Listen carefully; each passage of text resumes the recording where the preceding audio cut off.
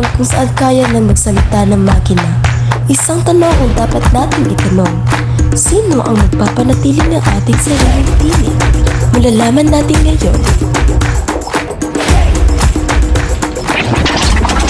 Ano nga ba ang AI?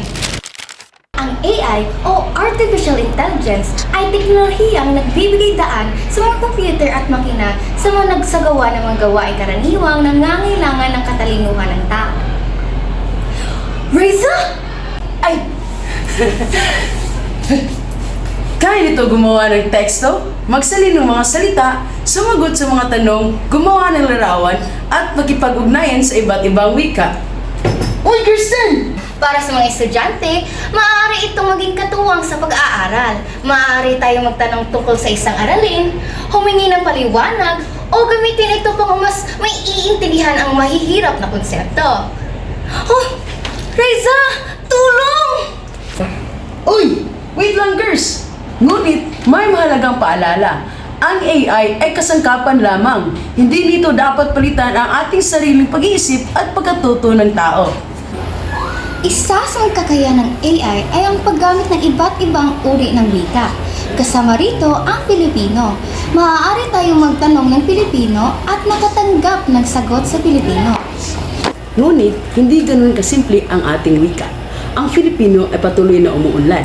May mga salitang nagmumula sa iba't ibang rehiyon, idioma, slang, at mga ekspresyong may kahulugang nakabatay sa kultura. Halimbawa, ang salitang kilig, madali itong gamitin ng isang Pilipino. Ngunit, mahirap itong gamitin ng ibang wika dahil nakaugat ito sa nakaranasan o kultura. Meron ding mga salita na nag-iiba ang kahulugan depende sa kanilang konteksto. Kaya, mahalagang hindi lang marunong magsalin ang AI. Mahalaga din na maunawaan nila ang kultura at paraan ng paggamit ng ating wika.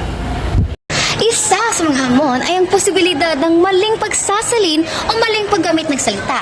Kapag mali ang konteksto, maaaring magbago ang tunay na mensahe. Dahil ang wika ay hindi lamang mga salitang inilalagay sa isang screen. Ito ay paraan ng papahayag ng ating isip, damdamin, kultura at ating pagkakilanlan. Sa kabila ng mga hamon, malaking oportunidad din ang AI para sa wikang Filipino. Maaring makatulong ang pagsalin ng impormasyon, paggawa ng kagamitang pang-edukasyon, at pagpapalawak ng akses sa kaalaman para sa mga Pilipinong mas komportable sa Filipino.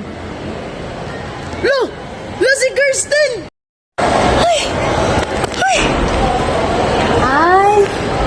Maaari rin natin gamitin ang teknolohiya upang maitala at mapanatili ang mga salitang ginagamit sa iba't ibang bahagi ng Pilipinas.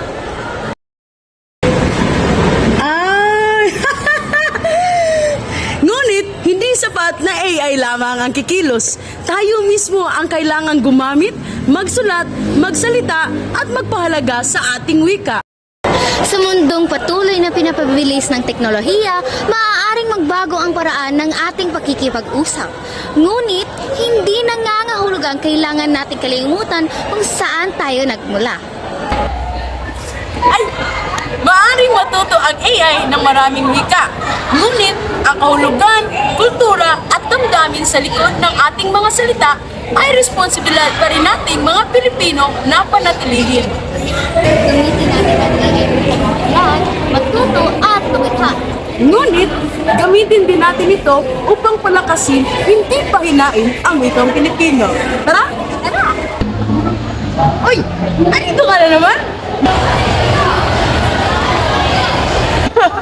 Dahil sa huli, ang teknolohiya ay maaaring maging bahagi ng ating kinabukasan.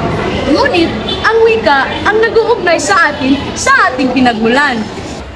Sa pagunlad ng AI, huwag natin hayaang mawala ang ating sariling tinig, ang wikang Pilipino. A. Action para sa pagunlad. Ay, inspirasyon para sa kinabukasan. AI, Artificial Intelligence.